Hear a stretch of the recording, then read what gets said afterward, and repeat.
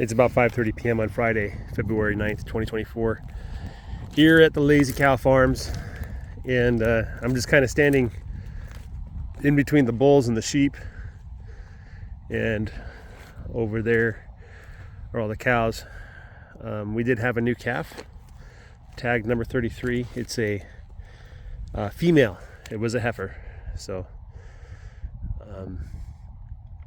Spec gave a beautiful white calf with brown spots on the face. So beautiful calf. Anyway, I just kind of wanted to go over the plan really quick. Number one, the grass is really growing. It's like 70 degrees right now. And since I came here in the afternoon, or about noon, it looks like the grass is really starting to take off. I know it's probably like watching paint dry, but I do think there's a significant difference between now and then, especially in the northern third of the field, the stockpile that I've been building up for spring. And so I've decided that I'm going to go ahead and pull the trigger. We're going to start the process for the spring grazing. So Monday morning, Monday evening probably, I'll have to get my kids to help. I'm going to move the bulls and the sheep all the way to the north of my field. I'm going to try to set up a triple wire, but I don't know if I have enough to do that. But this puppy's chewing on an old calf skin from one of the calves that died a couple years ago. So they're teething. They're still little babies. They're big dogs, but they're little babies, only 4 months old. So Monday morning, we're going to move the bulls and the sheep to the beginning of the field. And then 3 weeks later, we're going to move the cows down there to start like the official spring rotation.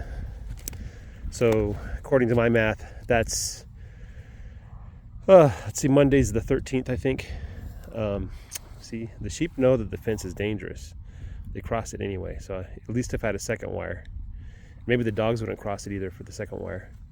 Anyway, I'm going to try to do a triple wire. I don't know how it's going to work or if it's going to work, but I'm going to try it. Okay, so what was I talking about? Yeah, so Monday is the 12th, I believe. Today's the 9th, Saturday's the 10th, Sunday the 11th, and then Monday the 12th. And so 3 weeks after the 12th, that's the, 12 plus 21, that's 33. So that would be March. March, let's see, February is 28 days. No, there's leap year today, leap year this year. February is 29 days, so that's like March 4th.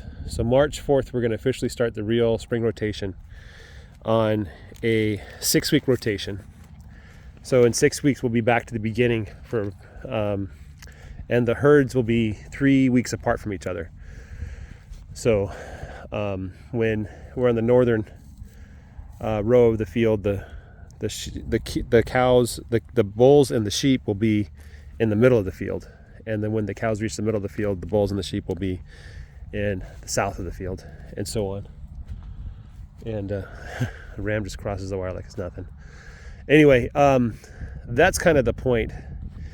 Multi-species grazing. So if you sit down and pull out a spreadsheet and take the numbers you're given and ignore losses due to parasites and disease and stuff like that,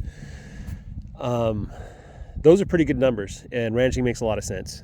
It doesn't take a lot of land to turn a good profit. You know, I'm estimating on this 60-acre lot alone, I should be able to turn at least $100,000, $200,000 pretty easy in revenue, right? With the full-sized sheep herd, half the AU is going to sheep, half the AU is going to cows. I should be getting maybe even more than $200,000 a year in revenue, right? And if I'm doing rotational grazing, then my inputs are minimum. I'm just buying, I think I estimated 2 bales of hay per year per AU. So with 60 AUs, I think I'll get up to eventually. That is 120 bales of hay. Multiply that by, I don't know, $60, I guess in the future they're going to cost. That's like $7,000, right? Regardless, so it's like it's a percentage of the revenue, but it's like below 10%. And then feed, the only feed we really need is protein supplement for the animals. And the reason why we need that protein supplement is if you are Greg Judy in Missouri in that climate, you have the fescue, the Kentucky 31 and the fescue, which the fescue, when it dies in the winter, has plenty of nutrients left over. But the Bermuda grass that we're going to have, our field's going to look brown throughout the winter because the Bermuda grass is going to be dominant. It's going to be standing hay. The Bermuda grass has basically no nutrition in it, so the cows can't survive on just Bermuda grass alone. So, but my point is this, is the costs for regenerative grazing are very low. And the reason for that is because we're relying on nature to provide all the food. We're taking full advantage of the sun. We're taking full advantage of the rain and trying to absorb as much carbon dioxide as we can into these tiny plants. Greg Judy likes to look at it as, he calls the grass tiny solar collectors, right? He wants his fields green. The deeper, the darker the green, the better. He calls manure patties, here's an old manure patty. He calls them dollar bills, right?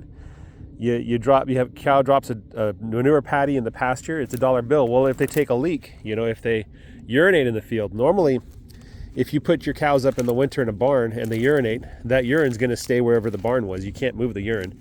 But in this case, the urine, I remember during the drought 2 years ago when it was really bad, I had little mountains of green, and it wasn't the patties, it was the urine.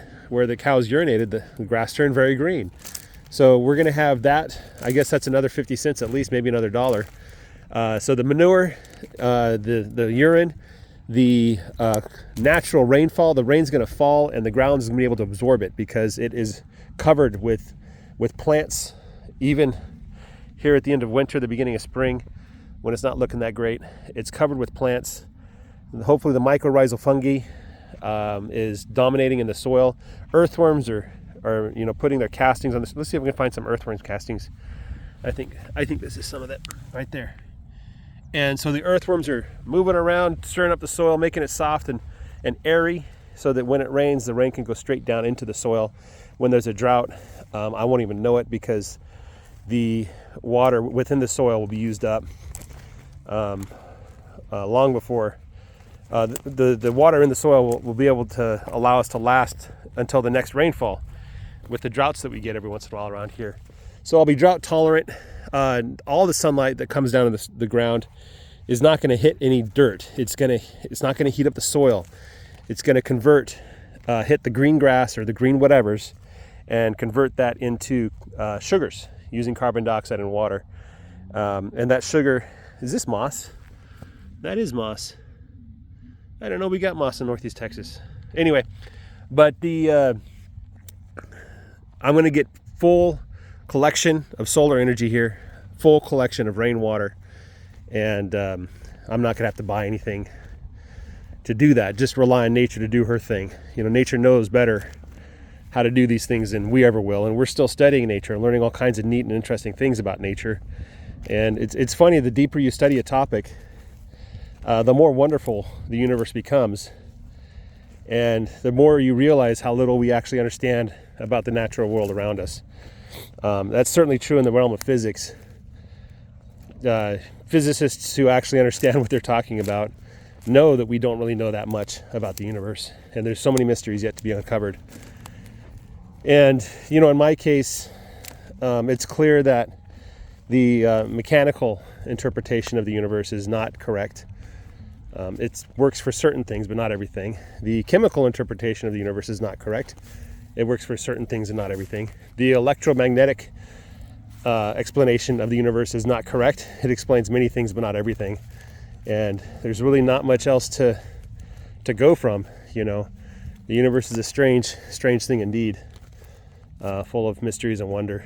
So anyway, that is where I'm at. So I'm looking forward to starting the spring rotation with the big herd, in about 3 weeks. And hopefully if the sheep stay where they're supposed to stay, which I think they will, and it's a learning process for me and the sheep, then if the sheep stay where they're supposed to and the dogs stay where they're supposed to, and the dogs learn to protect the sheep rather than wrestling them, then hopefully we will be able to grow that sheep herd quickly, and multi-species grazing will keep the parasite count down. and keep the diseases down, all the different kinds of diseases that animals can get. My neighbor, one spring was super wet. It just was a long, wet spring, and the sheep were walking on their knees, their joints, because their feet hurt, because they got, I think it's called like a foot rot or something like that. And you know, what's he going to do? How's he going to cure foot rot? Well, he has to administer antibiotics and things like that. And it would be one thing if it was just one or two sheep that had it, but it was his entire flock, you know. So I don't know if rotational grazing helps with foot rot. I assume it does. You know, I haven't had to deal with it yet, but that's the thing, is we want to avoid these diseases. The diseases typically arise because animals aren't given clean water, clean food, and clean ground.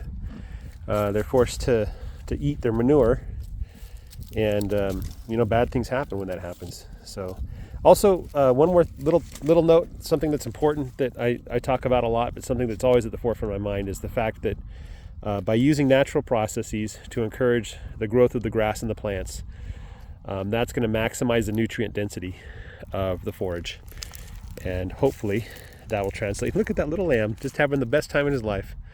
Her life. It's a little girl.